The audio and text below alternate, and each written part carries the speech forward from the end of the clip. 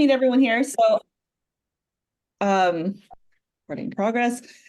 Thank you all for joining. So the structure of this talk will be me going over some of the concepts that I've come up with. The concepts here are kind of taken from my own experience, kind of moving through the ranks, stalling, and then trying to figure out what was going on, and then figuring kind of unsticking myself, and then taking those lessons. And then when I became a manager, really trying to translate them to the people on my teams. And then from there, putting it into this presentation and the larger course, right? So it's really come from lived experience, and then mixed in with some of the academic research out there, about, in this circumstance, persuasion, communication, influence, but the entire course is kind of grounded in life experience, teaching my actual direct reports how to level themselves up, and then the academic research. So that's kind of where we're at. It's going to be about 20, 30 minutes of me just talking. And then what I hope is that there's a Q&A. Feel free to use the chat. And also just you can chime in the chat at any time. I can see it. So I'll be able to answer your questions if it makes sense. Or I might save them to the end. But feel free to ask questions whenever you have them, and I will do my best to answer them. All right, let's get this thing going. Okay, so I always start this conversation about persuasion or influence, whatever you want to call it. It's kind of all the same thing. About it's usually related to people's careers, right? I think we all at some point felt like, okay, I know this shit. I know what we should be doing, but no one is listening to me. You feel like a Cassandra inside your organization. You can see the future, but no one is taking any of your advice. You feel very unheard. So, but what is really happening, right? And why is this? Why is there always there's a certain level where this happens the most, when you kind of move up? And so the first thing I always try to impart is what the career ladder really is about here, and why this persuasion, communication, influence skill is so important, and also why it's causing you to plateau if this is where your kind of growth areas are.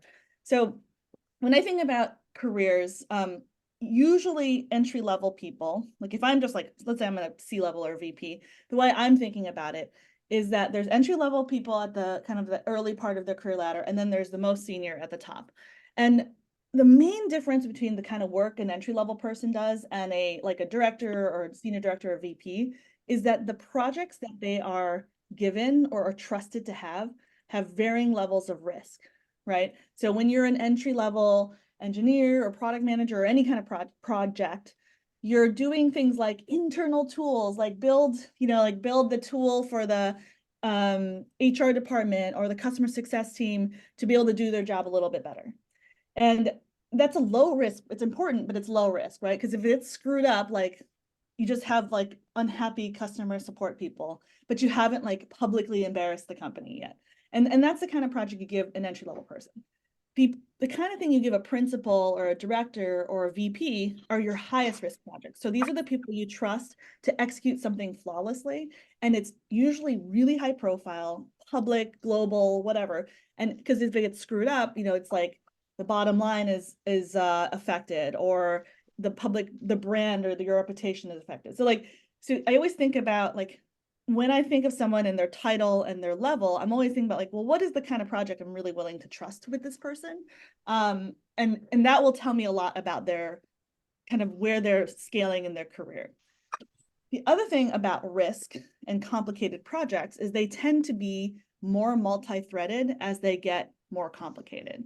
They also become more collaborative, right? So a big global launch of a new product is going to involve PR, it's going to involve marketing, it's going to involve finance, it's going to involve legal.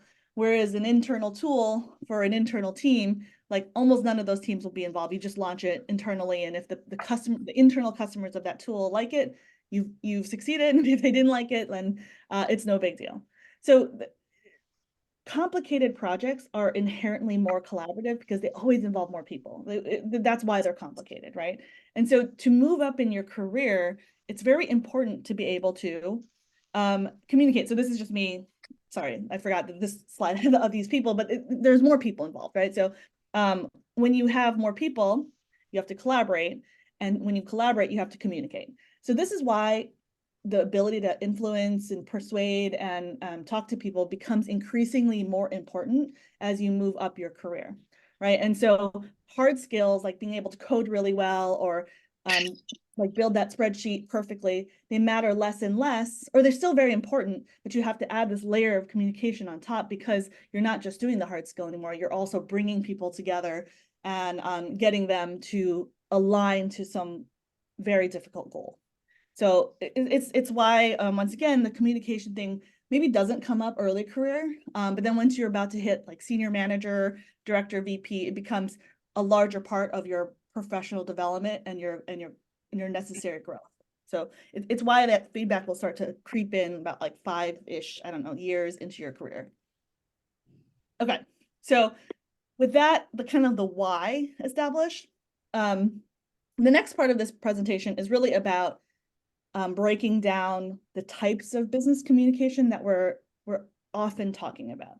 So I took this from a framework. There's actually 4 modes, but I left out the 4th one because it's not as relevant.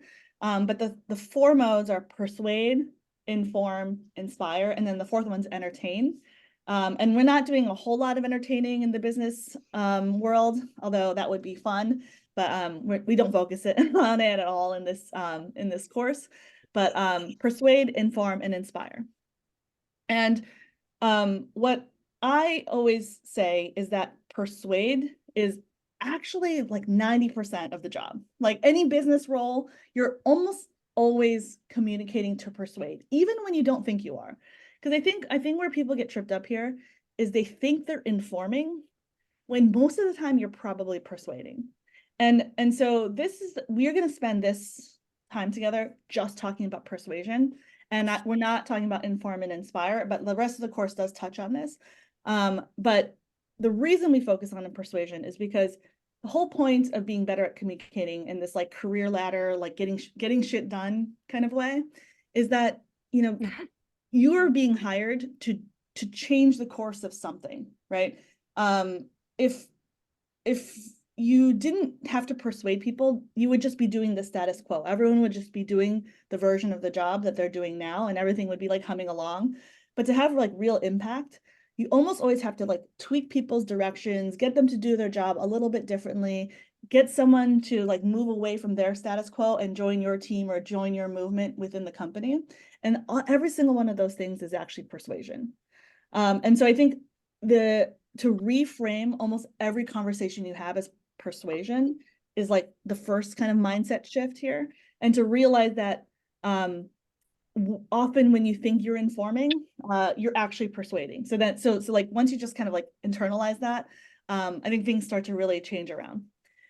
Now, the other thing that I'm going to focus on in this presentation is the mode of communication that corresponds with these 3 types.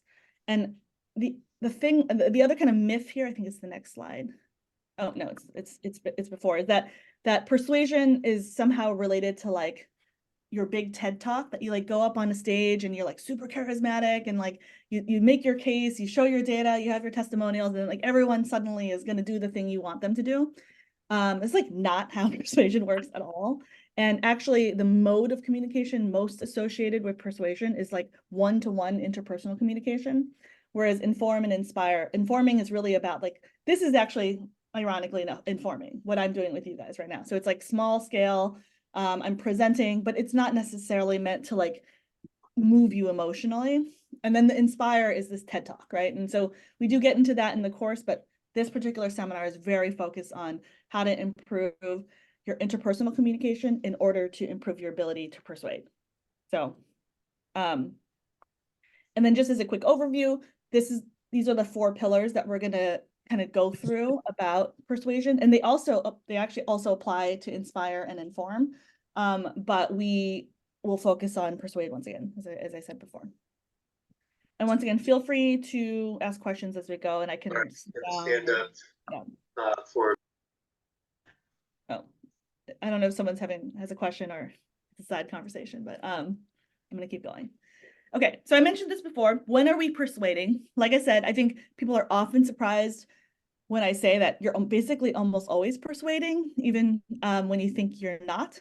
So it scales from you were assigned a project or some sort of impact, you have a goal, and you're supposed to give some sort of recommendation or like what you're supposed to do something. This is persuasion.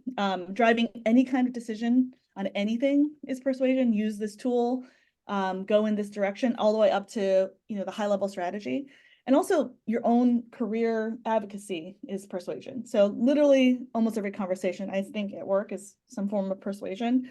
Like I said, reframing everything I say as being part of that has helped me a lot, because I had to be very careful and thoughtful about my words and what is my goal with every conversation, right? This is worth repeating many times. I think people are told they need to improve their communication skills, and then they go take a public speaking course or like Toastmasters. And I think these are actually really important, and it's quite useful to be charismatic in this way. But you can get a lot of traction in your efficacy without being charismatic on a public stage, right? And I think this is a really big unlock for a lot of people, because most of the impact is actually going to come from those smaller interactions. And to work on those can be a lot easier for people, especially like the more introverted types, right? So I would just ignore this like entire part about TED Talks and public speaking. Like if you really are struggling to communicate and influence, if you just focus on your one-on-one communication, you can have a lot of impact on what you're doing in your own work. Okay, so instead of TED Talks though, this is like a better representation of what persuasion looks like. It is many relationships, authentic relationships built over time, and then you come together in smaller groups to get shit done. This is just like the core of work. And I think it personally took me a long time to realize how important a lot of these smaller scale relationships were for me to succeed, right? Like I had a mindset, and we'll get into this in a second, where it was all about, okay, if you just write the perfect document, or if like you have the right answer, like everyone will see it. It doesn't matter the form factor, because the answer is self-evident, right? But that's just like not really how shit works in life. And so what I realized is that if you are forming these bonds with all the right people, and the thing about it is forming bonds with different people requires different skills, right? You can't use the same playbook with different people, but like if you just realize that every person is worth that time, then you will get the whole group to understand what you're trying to do, align toward your goal, and then you can have these like smaller group meetings which are just formalities at the end. And I'll show you what I mean in a second. Okay, so remember, we're now focusing on communicating with individual people, forming bonds, creating relationships, right? And I'm going to work you through these principles from left to right. And all four of these are quite important in being kind of able to get people to be on your side, or to kind of back what you're saying or doing, or get behind your ideas. So the first mistake I often see people make is, it's like they actually skip the first thing, which is the most important thing, which is to have a really clear vision of what you're trying to get done. Like it seems so simple and easy, but like really, like people skip this, and then it explains why everything is so confusing downstream. So if you have a project, or you have a point of view, or if you have an end goal, you have to center yourself and all your conversations in that why. So I'll just give a couple examples. So if you're a product manager and you are building features that help drive acquisition, like growth or something like that. And so the point of your job is to help the company make more money, like bring in new customers and make more money. Let's say it's like a consumer facing app, and like you need people to sign up, right? And that's like your job. Like everything that you should be doing is focused on explaining why any feature, anything you're doing, every conversation you're having, how does it support driving that acquisition? How does it support growing the company? And so that's the why, right? And so if you keep that front and center in your mind and in your conversations, people will always know where you're coming from. And that's a good thing, because to know where you're coming from will help them help you. So start with the why. And I think half the battle is sometimes we don't know what our goal is, and we're kind of like following other people's lead. And the other time is we know what our goal is, but we don't articulate it well and we don't say it out loud. So whatever the problem is here, it's important to build on top of that. So this is Simon Sinek. If like you probably half the people here have either read or heard of his book or listened to the audiobook or some sort of podcast. And this is his, so this, I'm not taking credit for this. This is his little bullseye. And it basically goes back, like the thing that happens is people love to talk about the plan, the what and the how, you know, like, oh, like this is what we're going to do. And I'm going to convince you that you should, like you should change your plan to my plan because like, here are all the details of my plan. But if you don't remind them why you have plans at all, like you're missing a crucial step in persuasion, right? Which is like, yes, it is all in our interests at this company to grow, right? Like if we grow, then we all keep our jobs, we get raises, we get bonuses, all this stuff. And forget about the details of the what and the how. And this is a pretty like junior problem, like focusing so much on the what and the how without reminding yourself and the person you're talking to about the likely shared why. Like we all want to grow this company. It's all in our interest to grow the company. The little details of the plan are always secondary to the why. So it's once again a way to get people aligned onto the same goal. So focus on the why. Okay, second part. So let's say you're successfully trained yourself to get people aligned to the big picture and the why. Yes, I'm going to get to this point in the chat in a second. So, but the second thing here is you can get people aligned on the why, but you still need to build a personal connection with individuals that you're talking to. So I like this. I'm going to go backwards to this comment because it's so good. Okay, Laura Adaleta, sorry if I pronounced that terribly. Mission-driven organizations. No, you nailed it. Good. Tend to do this naturally, and it's so enlightening when you're in a position and realize your org doesn't or can't articulate why clearly. So this is a great point because I have actually worked in nonprofits and in like for-profit startups, and this is completely right that the why is in nonprofits is very clearly communicated because it is so important to like how to motivate people. Usually if people are not paid as well and in other organizations. And so repeating the mission, repeating the why becomes part of just like the DNA of these nonprofits. But startups, especially, I see this a lot in B2B startups, but in large corporations, it's easy to lose the through line of like, why are we all here? What's the point of what we're doing here? And so it becomes really important in those circumstances to start with the why. But there's often like a mission why and then a practical why, and you need to like kind of have both of those in your head at the same time, right? You will lose people if you're too high in the sky as well. So there's always a more practical why that's at play when you're driving an initiative. But it's really about having both in the back of your head and always getting people to remind them, hey, we're all on the same team here. Right? We're all trying to get to the same goal. And sometimes you actually have different goals, and that's actually useful to find out too, but we're going to get to that in a second. So the second part here is building trust with individuals, right?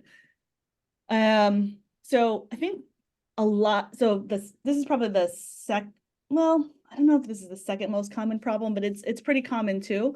And there's kind of two reasons this is common. So in the course and like in my teachings, I've come up with, I call them like the 5 goblins of ineffective leadership.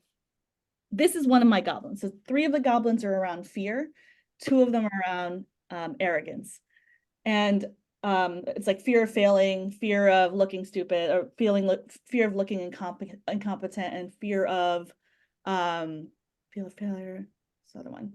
Now I'm forgetting them, of course. There's the arrogance of knowledge, and then there's the arrogance of significance. Okay. So you feeling like you need to be very involved in everything. So the arrogance of knowledge is really hard, is a hard goblin to overcome, because you really feel like, okay, I'm the expert here, or I know these things. One, you should know them. It's like this like idea that like if I know them, you should know them. And 2, a real frustration when people don't know things that you think they should know. And if you have this goblin, this is actually was one of my problems. It makes it very hard to build trust with other people, because you're basically constantly attacking them. And I think the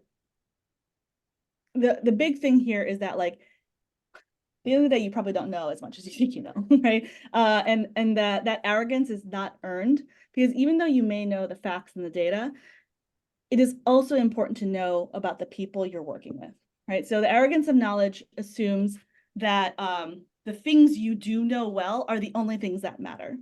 And that's almost never true. And so here is like a framework of like, here are other important things to know about individuals that will help you build trust and help you then get people on your side. So I have this Venn diagram that I like to use. So the first part is the most basic thing you can learn about people is that you work with is what's their job relative to your job. And this is such an easy mistake to make, that to think that everyone has the same goals, but they often don't. So I'll give a very specific example here. So many years ago, I worked at Rent the Runway. Rent the Runway is essentially a luxury fashion retailer, but you rent luxury clothing as opposed to buying it. And so part of the message around renting is that it's more affordable, right? But it is like truly you're working with the most luxury brands in the world. And so at the time, I was a product manager working on growth. So get people to buy more stuff, right? To click the buy button more. And there's like some just tried and true stuff you do in e-commerce, like cross out the expensive number and then put the cheaper number in red and be like, what a deal you're getting, right? And we got there was a huge fight between product and the team that buys the inventory from luxury retailers. And the team that buys the inventory, the clothes, they're like, that red mark is tacky. Can't do it. Like, we got to get it out of the site. Our vendors will hate it, and like, it's ugly. We don't like it. And I was like, you're not going to let me do a red cross out. Like, I can run a test and it's probably going to increase revenue by like 4%. So that's like X amount of dollars we're leaving on the table because you think it's ugly. So this could have been a big fight. But what I realized was that while we all wanted Rent the Runway to grow, the problem was my immediate goal was to drive conversions, right? Their goal was to keep these like high-end brands happy, which is not the same thing. And these high-end brands don't want their products next to a tacky red crossout.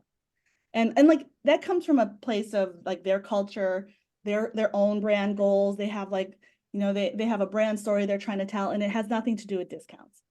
And so what I learned is like, that could have been a fight, right? That could have been a huge problem. It could have been something like a war between the two organizations. But what I realized is like, they just have a different goal. Even though we work in the same company, they have a different goal than I do. And what it just ends up being like, what does the CEO and the executive team believe is more important? Retaining keeping the vendors happy, like keeping them like willing to sell to us, or do we want that like 4% lift in conversion? And so when you kind of listen to other people's incentives and jobs, it really like takes the temperature down, and it allowed us to build trust. So even though we didn't agree on what we should do, we were able to bring it to the right person who was going to decide, right? So like, this is a very tactical or a practical example of like what it means to listen to other people's jobs and what it means to listen to what their incentives are. Because you can't just assume they're idiots. Like I think my first thing was like, this is so dumb that we have to give up this money and like tank my own goals because they think it's ugly. What idiots, right? Like, that's like the first way the arrogance of knowledge plays out. But in reality, I was like, okay, but there must be a good reason for this, because these are smart people. So you just have to assume that they're doing their job right, and there is something that you don't know that you need to go and learn and understand. Okay, that was one bullet. Okay, the second bullet here is you really always want to learn about people's past experiences with your team and other similar things you're trying to get aligned on. So whether, the example here being like, if you're doing some sort of change management project in your company, and these people have probably been through someone who's worked at a company a long time has probably been through 3 other failed change management projects. And that knowledge is very important as you move forward, and if you're the leader of something big, because you're going to have skepticism, or possibly people who've successfully been through change management be like, okay, this is really exciting. I'm going to be behind you and I actually want to work with you. So listening to people's and learning about people's past experiences. And then the third example here is just like people have personalities, are they introverted, extroverted? Do they like data? Do they like stories? And the more you learn about them, the more you can tailor your own communication style to them. So this is probably the most relevant with the executive team, like how you communicate with a CFO is going to be very different than how you might communicate with like the chief brand officer, someone who's really into brand and design. Like these are just going to be totally different people. And so it is on you to not tell the same kind of story to totally different people, right? I'm just checking. The vision is understood by everyone. You don't have to be included in every single conversation. This is completely true at the leadership level. Like the more you're repeating yourself and it's understood, and everyone kind of understands each other, you can definitely have less meetings. That would be nice, right? Okay. Earning trust. So this is a really long one because like I said, I think this is really the core. That's the building relationships. So the second part about earning trust that I feel comes into play are the folks who have this fear of seeming incompetent. So they don't want people to know that they might not know something, right? And this is where vulnerability comes in. So I don't know if you guys know Brene Brown. I'm a big fan. I'm late to Brene Brown, but I think her work on vulnerability is really powerful because, yeah, right. I think she does nail it that the closest, most trusting relationships often come from a place where people can admit what they don't know. And because bonds form when people are able to help each other, right? And so you will get people on board to your ideas and your plan more if they contribute to them as much as you contributed to it, or like they had some amount of input. And they cannot give input unless you are genuinely and openly trying to incorporate new perspectives. And you need those new perspectives because you can't possibly know everything. So it requires you to be vulnerable. And I see this a lot, the opposite, the kind of negative part of this, like, I got this, like, I'm going to go into my cave and like come up with the perfect answer. I will emerge and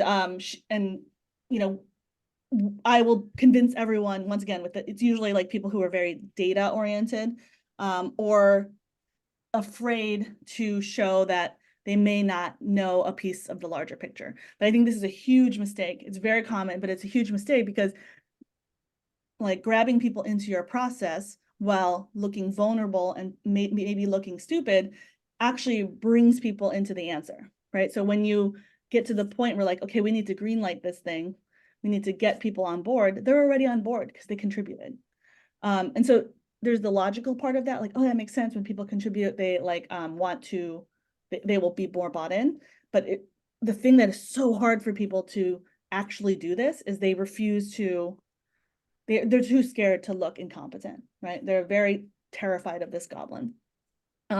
So people who may or may not suffer from this, I really recommend the Brene Brown TED Talks. I like a good TED Talk. Brene Brown has a good TED Talk. Go find her TED Talk. Go read some of her readings. It's good stuff. But once again, important to be vulnerable because that's how you get people into your circle. Okay, we got two more. I think these are short, and then we'll do some Q&A. Okay, so next problem I often see. So let's say you've gotten good at the why and the building trust. So the next thing is almost the form factor of how you communicate. So usually you have two ends of the spectrum here. You have people who are overly thorough in their communication, meaning it's like the laundry list of all this stuff. Like, here is everything you need to know to make to like understand this recommendation. And then there's the people who are like way too succinct, right? They're like, this is what we're doing and here's why, and that's it. And like, I'm not going to explain it to you because, you're a fancy executive and you should know. So these are people who are maybe overly clear, not thorough, but they lose people because they're not realizing a couple of things. So these are the arrogance of knowledge people again, the ones who are overly clear.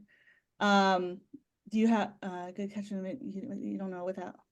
I'll get to that in a second. Some good tips for how to be vulnerable while still seeming competent. We'll get to that in a second. So people who are very they're like, I know everything. You're a fancy executive.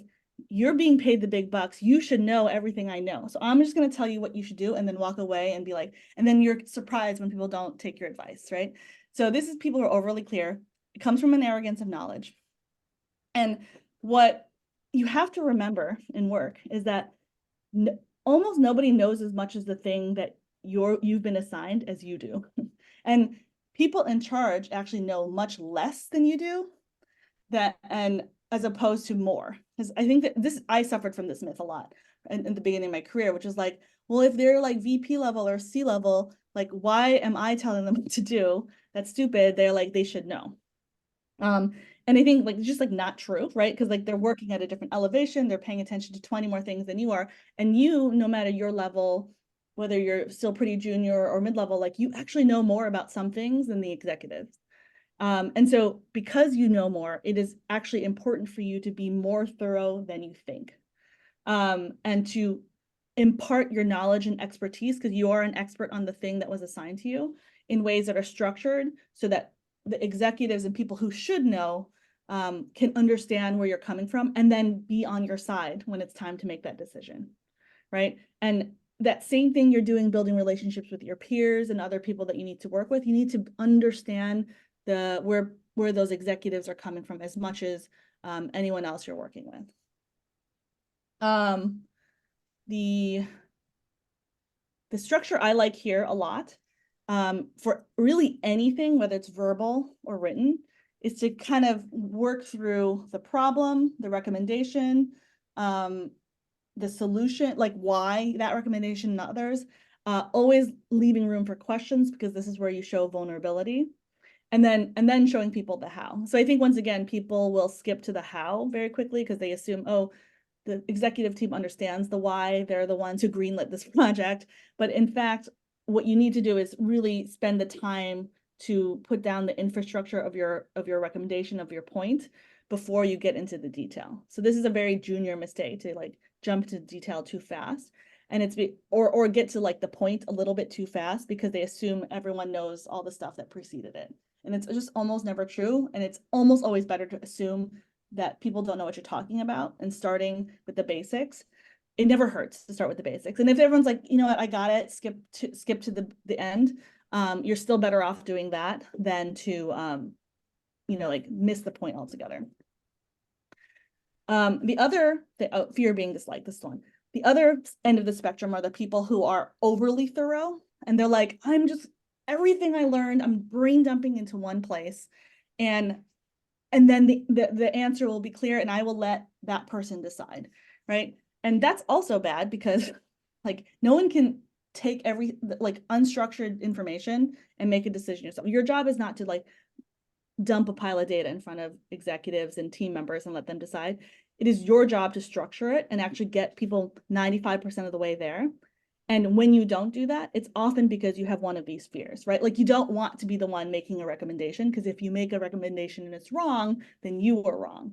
And maybe you were dumb or you failed or you're wasting people's time. But it is actually a service to people to make it clear, right? And to edit out what's not important and get just the right balance, once again, of thorough and clear. So people who I wouldn't call it overshare, but they just really believe like a data dump is like their job. And these people will never move up, because like executives need the summary, right? They need the talking points. They need to understand the background super quickly. They need to understand what you're trying to recommend, and they want to greenlight that thing or not greenlight it really quickly. So once again, finding that balance between too terse and too thorough. Okay. Last one, I think. Let's skip this for a second. And then the last slide, which is super quick, and then I want to get to questions and we're running out of time and all that, is what I call the form factor. And if you do all the things on the left here correct, you master these, here's just some like icing on the cake, right? So there's a great book called, I think it's called The Principles of Influence, Robert Cialdini. Pretty famous book. It's very long. Maybe get an abridged version of this book. But he basically consolidates a bunch of research on things that help people influence others.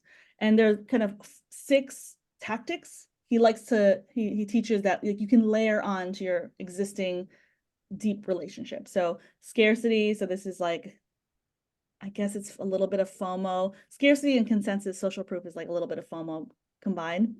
But making things seem like poof are going to go away. Social proof is saying, well, this person's already on board. What about this other, like if this person's on board, you should be on board too, and using that to your advantage. Getting people to do pre-commitments. So if they say, yes, I'll do that, like 2 months ago, then they'll continue to, they won't change their mind because they don't want to look stupid. If you're likable, that's going to be helpful here. Authority, of course, is the obvious one, and not everyone has authority, but you don't need this one, but if you have it, like, use it. And then reciprocity, it's very similar to liking, but if you help people, they will help you back. So if you have those 6, if you can weave these tactics into what you're doing already, your persuasion will become even more powerful. Okay, so I think that's the last slide. Yep.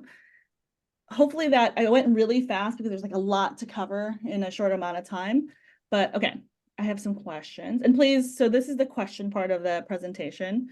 And I love these answers I like the group question, the group answers. So, but do you have any catchphrases to admit that you don't know without seeming incompetent? So I like these. Explain to me like I'm 5. Does anyone in the group have any experience with this? It's a very good question.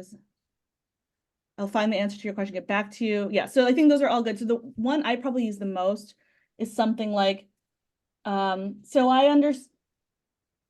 understand what you just said as XYZ, but I also understand this other thing that seems to contradict what you said. Maybe I'm missing something in the middle. Can you explain why these two things don't make sense together? That's probably the one I use the most because it shows you've really absorbed what they said, but like something is missing, right? Like, and so you say like, you show that you know something that I'm trying to give a good example of this happens all the time. Okay, so I'm currently have like clients in the offshore wind industry, and I've never worked in the offshore wind industry, but I have worked in like on projects related to construction and building stuff, right? Like not offshore wind farms, but building stuff in general. And so someone had said something about a tool that you would use to build something, and the tool didn't make any sense to me, the way they were explaining it. So I said, I don't really understand offshore wind, but in the past construction type projects I've worked on, tools for construction, they've done X, Y, and Z. So that seems different from what you're explaining to me. Like what am I missing? There must be some gap in my own understanding. So it's a way to show a piece of something, and it's the thing that's causing confusion, your prior knowledge. And then you're giving room for like, please fill in the blanks for me. So yes, that's another good one. It's my job. Sometimes I just say this is a stupid question. Like this may be a stupid question, but like I gotta ask it because I can't do my job unless I ask it. So using that humility. There's all sorts of ways to do this. I literally just think like if it's truly a good question, you don't need to preface it, right? Because you just have to have confidence that the fact that you don't understand it means like there's something genuinely important missing. And it goes back to the fear of seeming incompetent. Like, if the catchphrases help you, that's good. But I think it comes down to like, if you really don't understand the question or like the thing that you're trying to get, like you just have to have faith that you're smart and you don't understand it for a smart reason. And this is where like a lot of work on mindset really make a difference. Okay. Any other questions? This is good advice. We've got a question from Delaney in the chat. If there are different goals between individuals or teams, is it helpful to explicitly acknowledge the difference of the goals out loud, or does that come across as being condescending? I love that. So I have always had success calling it out, but I would always call it out in smaller groups, like one-on-ones. So you don't want to tell the leader of an organization that their goals are XYZ and your goals are this in front of a bunch of people. But I think it never goes wrong if you do it in a more interpersonal way. Because, and you can say, once again, it's my, this is a framing mechanism here, but you could say like, hey, I noticed like, I think what's happening here is that it seems like your team has X goals and my team has this goals. you can confirm, like, is that true? Do I understand your goals correctly? Right? Or once again, use examples from the past, like, hey, in the past, I've seen this happen when team X and team Y, my team, have had issues because we have different goals. Is that what's happening here? Can you maybe tell me more about your goals? But I think the key here is to never do it in like a big group. Because I wouldn't even call it condescending. It might come off as threatening. And everyone just hates doing this stuff in big groups. Like, or like you have to assume big groups are really scary for a lot of people. But when you bring it one-on-one, it almost always helps, right? I think that's a big learning. In another version of this seminar, someone asked a similar question, which was about like how do you ask a challenge question? And I was like, always do it one-on-one if you can. I mean, there's like some places have a different kind of culture, but if you have a kind of average or typical office culture, I would say that when in doubt, have that one-on-one conversation, and it's always going to go better. Yeah, help me understand. That's a good one.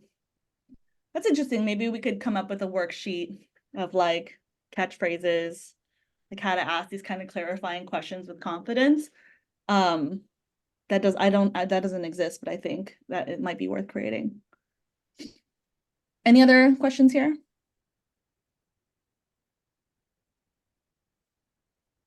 Okay, so yeah, well, I'm gonna hand it over to Madeline in 1 second, but like I'm like would love for anyone who's interested to just LinkedIn connect with me, and because I love these conversations. They're really interesting to hear from people's experiences, and if you can apply any of this to what you've done and what you're doing, I would love to hear about it. So like, please keep in touch. Thank you for the questions, and I think I'll pass it to Madeline because I'm sure she has some closing comments. Yes or no, maybe? Yes, I always have some closing comments. Thank you so much. That was really awesome. We've got Claire in the chat saying you're the best. This framing of persuasion, framing of this as persuasion in particular was helpful for me. Yes, thank you so much, Alison. You're a real expert on this. Appreciate your live lesson. I do want to just call out Alison's course real quick. I put a link to it in the chat. It's 11 weeks of video lessons from Alison, plus mentorship. So you get an hour-long group mentorship session each week. We also have interview videos from executives at Nike, Beats, Snapchat, and many more. And some topics that Alison goes over in the course: the mindset of effective leaders, a formula for decision-making, influence and communication, part of that module we just discussed here, being a DEI ally, establishing vision and strategy, why managers exist, managing direct reports, building the dream team, interviewing team members, and gathering sponsors. So it's a really robust course for anyone in their career, whether they're looking to step into a leadership role or be a leader. We have the course in a cohort base, like I said, where you get the mentorship each week, but we also have it as a on-demand option as well. We also have the option where you get one-on-one mentorship if you want on-demand, plus a few one-on-one mentorship and consulting sessions. So thank you again for listening to that. Reach out if you have any questions to me. I'm going to put my address in the chat here. The next live cohort of Alison's course starts in a couple of weeks on the 12th of February. So I encourage you guys to check it out if you want to come in. Email me if you want some tips on how to get your company to pay for it as well. We've got a lot of students whose companies pay. But I'll send this recording round after. Appreciate your guys' time and being here. Thank you for your thoughtful questions. And thank you again, Alison, for the time. Speak to you soon. Bye, everybody.